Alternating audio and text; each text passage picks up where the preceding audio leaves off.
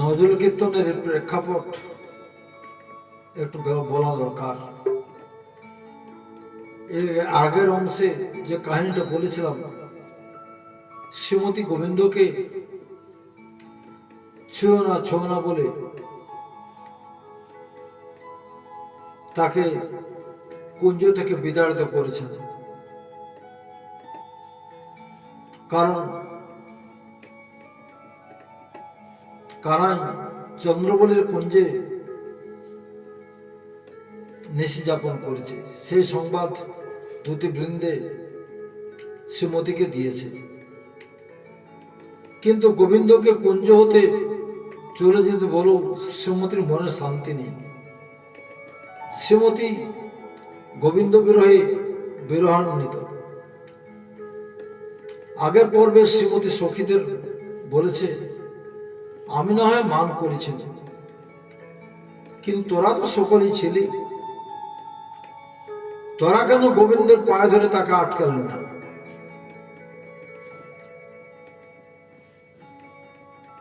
শ্রীমতীর কথা মতো সখী বৃন্দে গেছেন গোবিন্দকে ফেরাতে। গোবিন্দ শ্রীমতী রাধারানীকে লক্ষ্য করে বৃন্দের কাছে যে কথাগুলো বলেছেন, সে কথাগুলোই ফুটে উঠেছে কীর্তনের এই অংশে। এই গান কোনো বৈষ্ণব পদকর্তার রচনা নয়। এই গান গেয়েছেন, এই গান লিখেছেন আমাদেরই বাংলার কবি কাজী নজরুল ইসলাম। শুনুন সেই সব কাহিনী এই গানের মধ্য দিয়ে।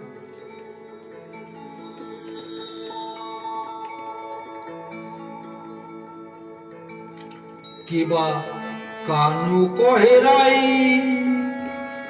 কইতে ডরাই ধবলি চড়াই মুই,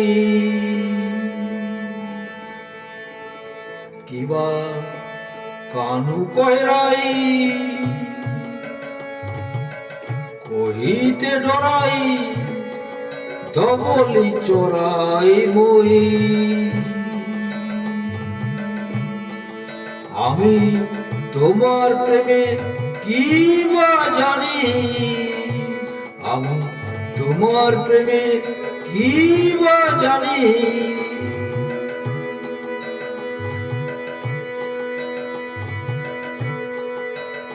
কানু কহেরাই কইতে ডরাই ধবলি চড়াই মুই,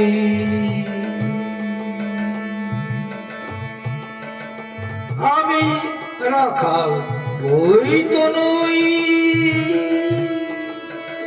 তেনু রাখাল রাখাল বই তো নই,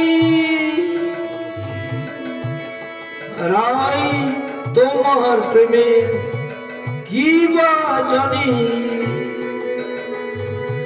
কানু কহেরাই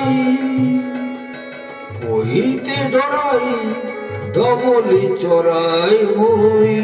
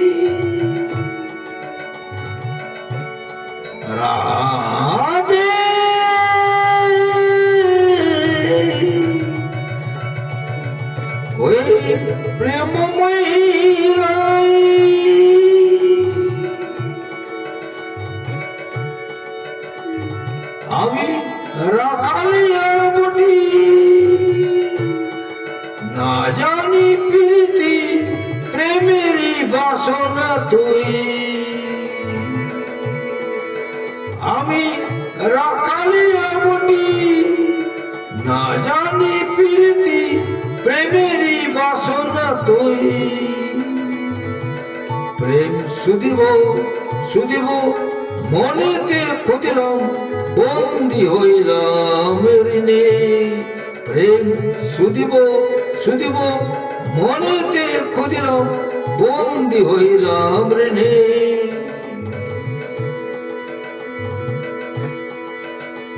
কান্ত হয়ে কানু রাঙ্গা হইলে, খালাস পাবে ঋণে। সেই দিন ঋণে খালাস পাবে, সেই দিন ঋণে খালাস পাবে। যেদিন কালো ছেড়ে গৌর হবে, সেই দিন,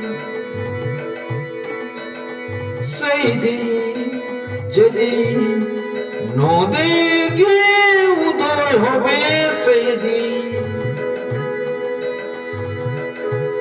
সেই দিন যেদিন কালো ছেড়ে গৌর হবে, সেই দিন, সেই দিন যেদিন নদে গিয়ে উদয় হবে, সেই দিন,